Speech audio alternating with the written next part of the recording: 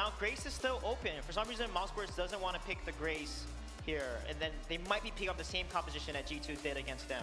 I mean, to be fair, it makes a bit of sense to pick the Lance away from G2, even if they already have a captain, because you don't want Dark Potato to be getting his hands on that one again, especially if you pair it with a Merciless Pursuit. Impale, Merciless Pursuit, get the Inwalston, you are just not going anywhere. One of the things that we spoke to Mouse about yesterday was the fact that when they're going into their drafts, it's kind of, they take it by how it comes, right? It's not something that they prepare a draft strategy, they go and kind of feel it out. Do we feel like that is having a significant impact in this series so far?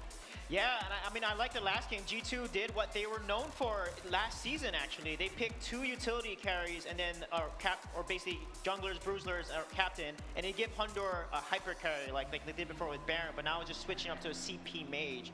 So Mousesports go ahead and deny the Celeste Catherine combo. However, Celeste isn't the best into a Catherine, so this is a very interesting draft that's playing out so far. Yeah, one thing we didn't mention as well is the Batiste ban was forced out by that Catherine pick as well, so it kind of opens up the pool for G2 in these second round of picks, having that ban go on to Batiste. Yeah, we'll see if they do go for another bruiser in the jungle. And you know, we talked before the show started about the fact that the sort of crystal mages opens up the junglers for a bit of these beefier bruiser type heroes.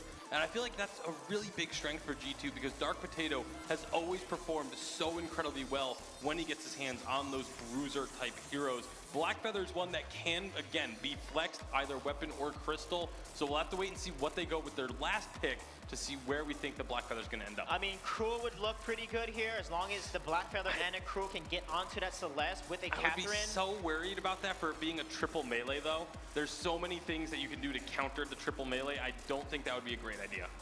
Yeah, but I think with Blackfeather being so mobile, with his on point and his ultimates, he can dodge a Lance and just stick onto the Celeste, and it's going to give Celeste a really hard time. Top of that, you have a Cruel and a Catherine stun, but they're going to go ahead and go with the Samuel here and play the little range and poke game. Which means it is going to be that weapon power Blackfeather by the looks of things, and we'll see how Mouse are going to react to this one because, you know, we discussed a little bit that triple melee composition. This is very much a different style now. Now that you've got Blackfeather and a Samuel, a lot of it actually comes down to more poke-oriented style. Yeah, it's going to be a lot of poke with the Samuel, a lot of that counter engage. You know, try and get your opponents to chase into you a little bit, throw some Malice and Verdicts, and then once you're ready, Drifting Dart, Blast Tremor, Rose Offensive, and just try and blow your opponents up once they've overcommitted to a fight. Yeah, what I like, I mean, Mousesports has a few options here. They can go with the Cruel as well, or they can do like a Jewel and do a triple lockdown composition with Celeste, Lance, and Jewel would be actually pretty solid into a Samuel. They did say they have some tricks up their sleeves, so. Yeah, they did. So let's see what they pick. With Cruel, a weapon power jungler looks good. Grace, they could do Grace with Celeste and Lance. That's actually would protect her with the Echo, etc. They could literally take the composition, the same composition and play it against G2, which would work pretty well. That would be an interesting turn of events. That would really be throwing down the gauntlet for G2, playing the exact same composition. I would love to see Mouse do that. Grumpjaw. It's going to be the Grumpjaw, though. That's interesting, considering Grumpjaw received some fairly hefty nerfs. Yeah, I was not expecting to see Grumpjaw at all this weekend just because of those nerfs. Took away a lot of his durability and a lot of his early game powerhouse, which is where you want him, especially in a composition like this. You want to be able to win that early game extremely hard because once this goes late, I think it goes to G2 handedly. Yeah, one thing though, Mousesports, if Grumpjaw gets Tangible Monaco, he still attacks pretty fast once he maxes his Hangry, and he does a lot of burst damage, so he can actually destroy Blackfeather or a Samuel if they get too close to the Celeste and the Grumpjaw. So it's going to be a lot about positioning once again, but that is something that in that last game kind of crippled I'm the Doom. When we got towards the end of the game, his mispositioning was what lost him the first game in the series. So whether or not he's going to be able to pull it out on this Grumpjaw, he was definitely the highlight player for Mouse. It definitely felt like I'm the Doom was kind of the linchpin of the team in that. Whether he died early and lost in the fight, or just went off on a man one and did a 1v3 and won the fight, he was definitely the star player. Yeah, it's going to be fairly similar here. He's going to have to play a little bit more reserved though, because they have to protect the Celeste.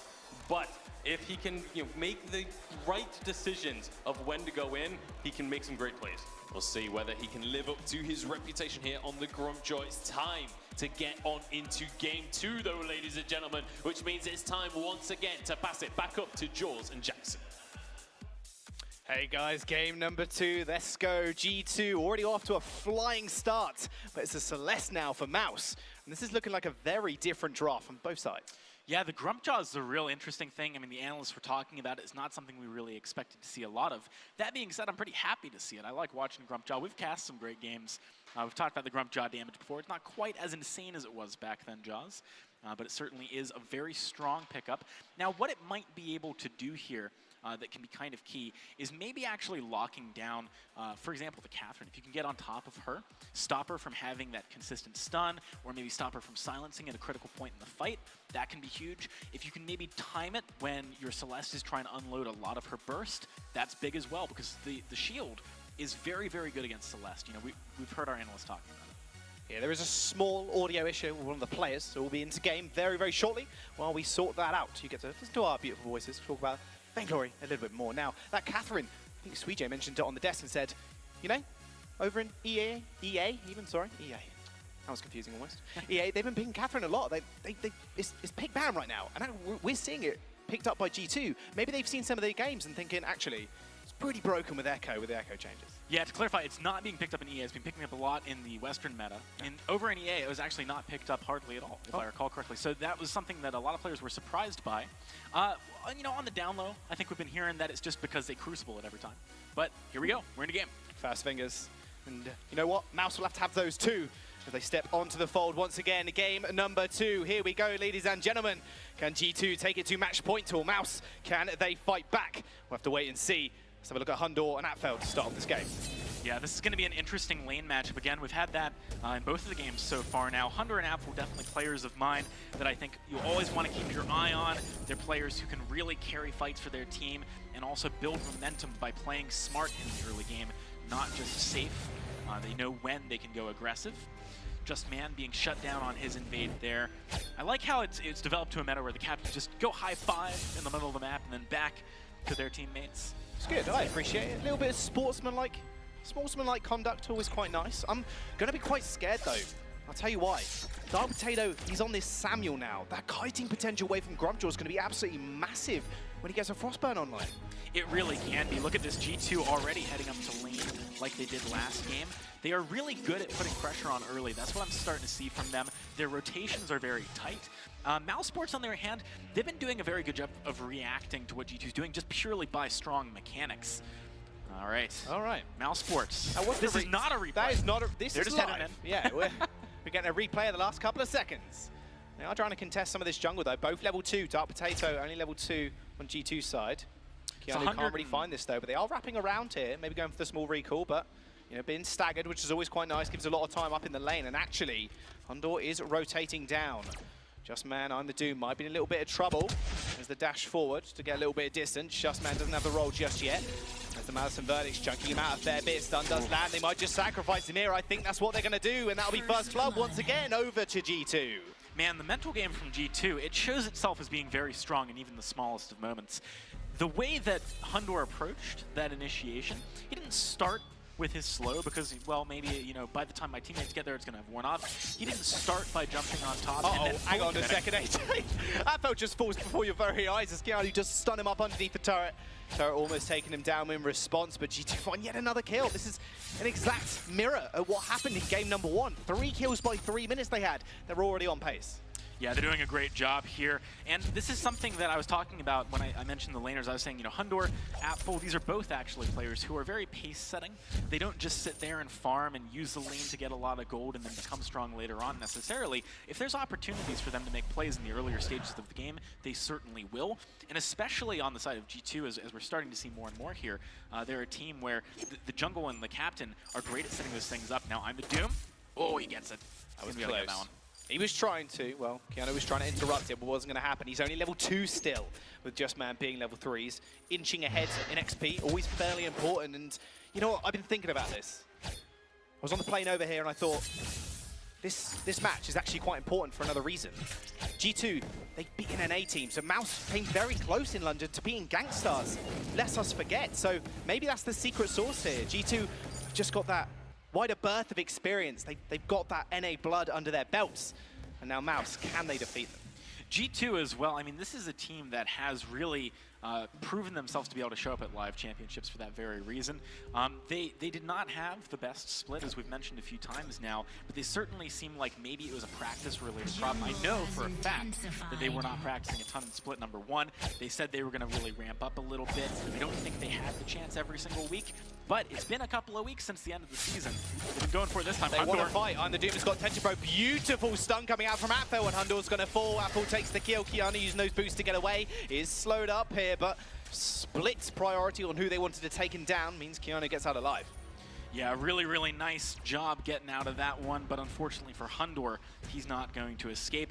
This is something that whenever you got a Lance Celeste style combat, I mean, there's a lot of crowd control. It's very, very difficult if you're out of position. This is something where, for example, the Catherine is maybe not the best captain at actually dealing with these early game fights that you can see, because she doesn't have group crowd control. She doesn't have the blast term until she's level 6. She's only able to lock down one person, and everyone is threatening right now in Mousesports. Fountain almost online, though, for Keanu. Now, this is the moment in time where you've got to say, you just got to pin one person down. Apfel's going to be so vulnerable when Just Man and I and the Doom do go in for this all-in engage. Apfel, you can imagine, is going to be under a lot of pressure. Hundor's got a lot of mobility when he hits 6, which is on the horizon, and with that Serpent Smart, he's got a lot of sustainability too. Dark Potato with that Oblivion being available right now, it's going to be easy pickings, really, if they can stun Apfel up. I'm the Doom. His damage is going to fall off later with this double monocle Tension Bow build, which what the desk mentioned.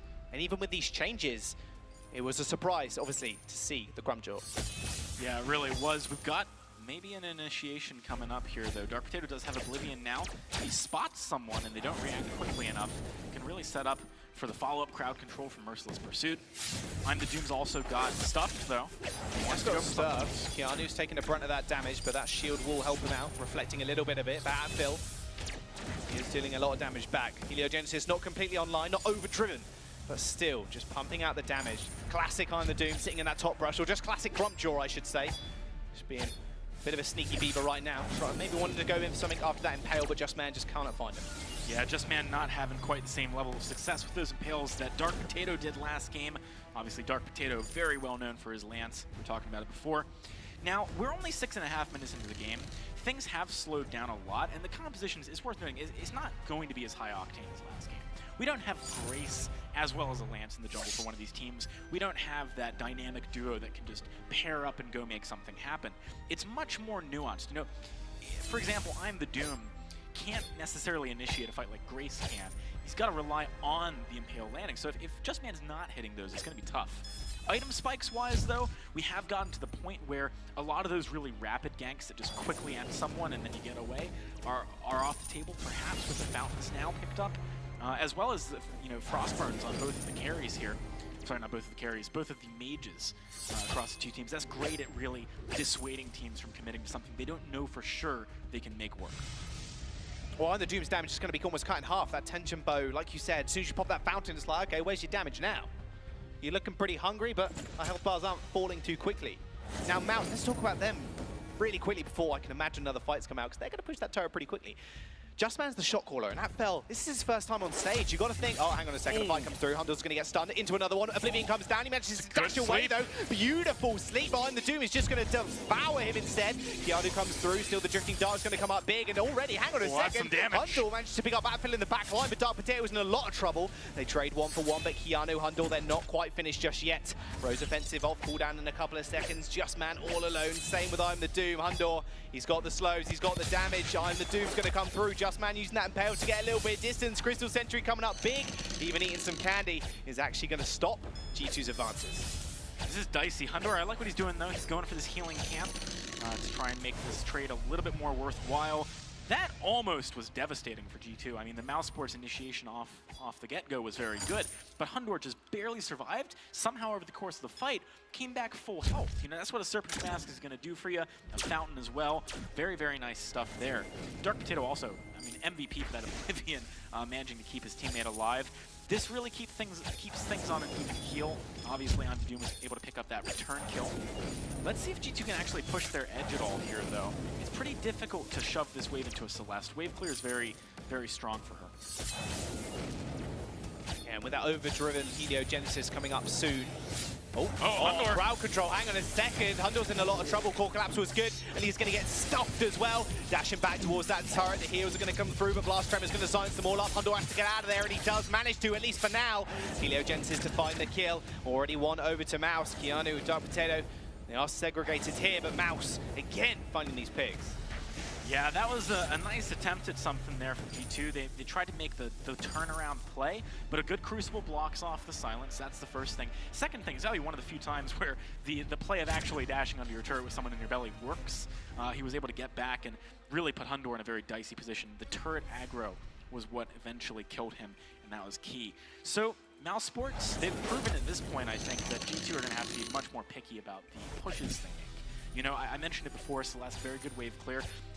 I think G2 maybe overstayed, you know, but given how far up they were, with no real wave backing them up, you got to wonder what they were achieving through that play. You know, they weren't actually putting pressure on in any real way. In fact, they gave an opportunity over to Mousesports. What I do think that maybe G2 could look for is a fight around an objective that isn't so heavily in favor of Mousesports, right? Like, if you want to fight around the gold miner, that's, I think, much more likely to yield success for G2 right now. Well, item spikes are coming on board. That monocle has been finished from Mine the Doom a couple of fights ago. Crucible comes through, second item for Just Man. But Keanu, we spoke about it before, that Echo is going to be available to him very, very shortly. I'm the Doom on the sidelines here. Slow from the Frostburn. Hundor stepping forward, but he has got a lot of mobility. Actually just walking into I'm the Doom right now. The damage is really good, but can't really find anything right now. Solar Storm does come through to tickle them on their way out. For G2, their mobility is all too much for Mouse to handle right now. Not having Grace on their team is really hurting G2 here as well. I'm sure they would have picked it if they had the option, just because of the fact that they cannot really find a way back into fights if they get poked out, and obviously Celeste is great at that. Nice impale. There's the Blast Tremor actually just to disengage. G2 maybe pushing forward here. Just Man's health bar is very low, but Apples is not.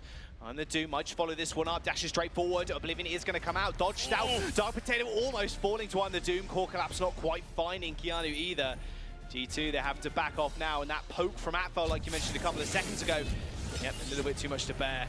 Surrendering a lot of that damage. Oh, hang on a second, the stuff does come out, and a dash forward as well, using the Hangry. He's all alone, impaled into the wall, and that's another kill for Mouse. I'm the Doom securing it. That turret is next on the menu for them, but Hundor is going to be putting up a formidable defense.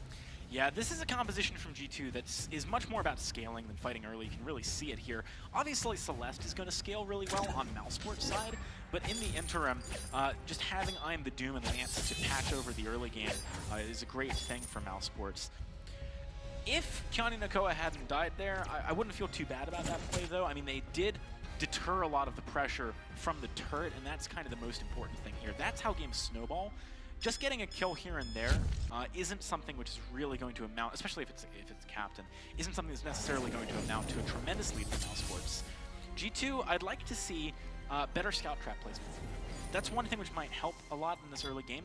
For example, having a scout trap in that top bush would really hinder I'm the Doom's plays. He's made a play from that bush twice now. You gotta learn at some point that he's gonna be up there a lot of the time. The way of the region is really hanging on their shoulders when they breach day 2, but G2 firmly in the lead right now. It's all about looking how far they've come as well to come all the way to LA. That's a long plane journey. AJ, a long plane journey. Hundor in a little bit of trouble though as he dives onto Atfel. There's the blast damage to silence them all up. Solar Storm's going to come through and a strike true. That's 3 members damaged. They're going to have to back off. Hangry used. Oblivion comes out as well. Can they find the sleep onto 2 people? But Keanu's going to fall. Atfel picking up another kill. Mousesports get the ace and they're going to find the turrets. Very, very nice turnaround there. You saw Impale landing onto 3 people. That's obviously huge. It keeps them locked down for the area of effect damage that Apfel has. Tough situation to be in for G2 Esports, though. You can see right off the bat here, it's not as if they were poked down. In fact, Hundor initiated the fight, but he took so much poke before he even got anywhere because I'm the Doom stutter stepping on him as he ran past was very, very good. Without Hundor pressuring Apfel, these fights are never going to go well for G2. That is Hundor's role and responsibility in these fights. But at this stage, not really tanky enough, doesn't really have the damage to pressure him. I wouldn't even mind maybe even a Shiver Steel pickup a little bit later on. You've got to be able to stick to him. You know, it's absolutely critical for Hundor here. Oh, nice stun onto Just Man. G2 still looking for these fights, but Mouse, they're the ones to take them. Atfel's getting scary. It's like Hundor last game. He's just stacking up just with a few more kills in the early game. It was a 5k gold lead for G2 at this point in game number 1. Flips completely around with Mousesports with a 6,000 gold lead. It's game number 2, they're coming out fighting, strong face, even Atfel. First time on stage, there's a lot of nerves going through him, you can imagine, but stepping up to the plate. This guy's one of the best Celestes of all time, though. I really think Apfel is a great, great player, so I'm not surprised to see him doing well here in game number 2. Now, items-wise, we've got to talk about a few power spikes here. Big one, of course, is the fact that Apfel just picked up a Broken Myth. That's huge. It is pretty big, AJ. Thank you for pointing that out. Oh, Mousesports.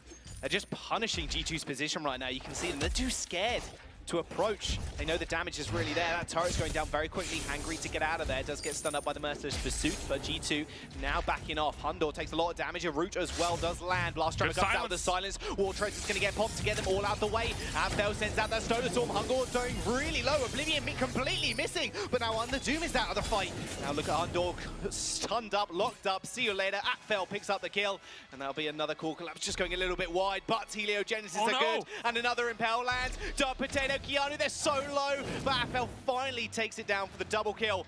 And that will be the next turret you can going down, imagine. But Kraken's on the board, 15 minutes, perfectly timed fight.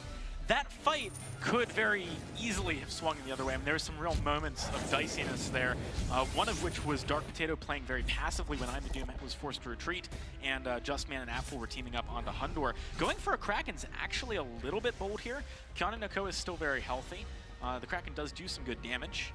We'll have to see if Keanu can get in here, maybe steal it up. He's going to go in for the stun. Core Collapse does land. Now they're focused on Kraken. They're going to go for the stun. Oh, they can't quite steal it. Oh, does get actually stuffed even. That Kraken buff's going to be a little bit too much for him to handle, you can imagine. There's another basic attack. Atfair will finish him off. That Kraken on the board for Mouse. Maybe this is going to go to game number 3 here. Well, obviously it's going to go to game number 3. It's the best of 5, but no match point for G2. They're Kraken on the board. Those turrets looking rather weak, and Mousesports just walking down the lane. This is still a manageable defense for G2. Yes, they're very far behind, but their composition does need a lot more time to scale up than Mousesports, and they're starting to get there. We've got a Broken Myth on Dark Potato now. Maybe he can do the damage he needs to, especially in a scenario where Mousesports wait to pull the trigger. They need to go more quickly than slowly here. That way Dark Potato doesn't build up stacks, isn't able to just flip a switch and start doing some good damage. Breaking Point now picked up for Hundor as well.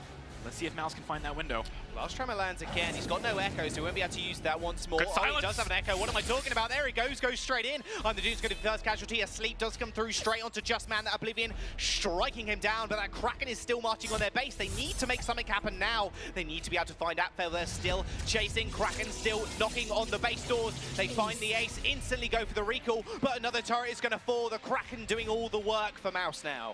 I mean, that was definitely a fight that I expected G2 to win just based on the way Mousesports was positioning. But at the same time, an argument can be made that trading 3 kills for 2 turrets and good damage on the last turret is decent. It's going to be about whether or not G2 utilizes the money here. They did pick up some good items. We'll get to that in a second, though. Look at the way Mousesports is stacked against this wall here. It means they have to filter upwards around the corner, especially after I'm the Doom got stunned up there. And of course, you can Crucible 1 Blast Tremor, but if 2 come through, different story. The only way this fight could have gone better for G2, honestly, is if Apfel hadn't already started winding up the ultimate, you know, at the beginning of that one. Also, I did catch that core collapse at the end there, Apfel. Gonna be calling you out on that one. Not the time for that to come through in the way that it did. So look at the gold. Closed quite a bit here. Keanu picked up Atlas and War Treads off the back of that fight. Considering that positioning is huge here, War Treads is going to be massive, right?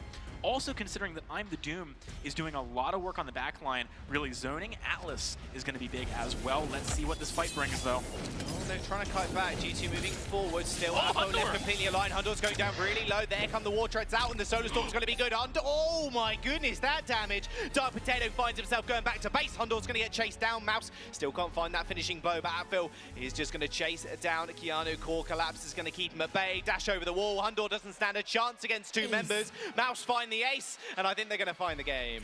Yeah, Mousesports managing to come back in game number 2 here, Jaws. Even up the series. I knew this one was going to be close. I wasn't sure how close. It turns out darn close. Man, Apfel looking real good on that Celeste, barring that one core collapse. We can give everyone one of those, you know, it happens. Everybody gets one. Mouse, they find that last turret. They find the Vein of Crystal.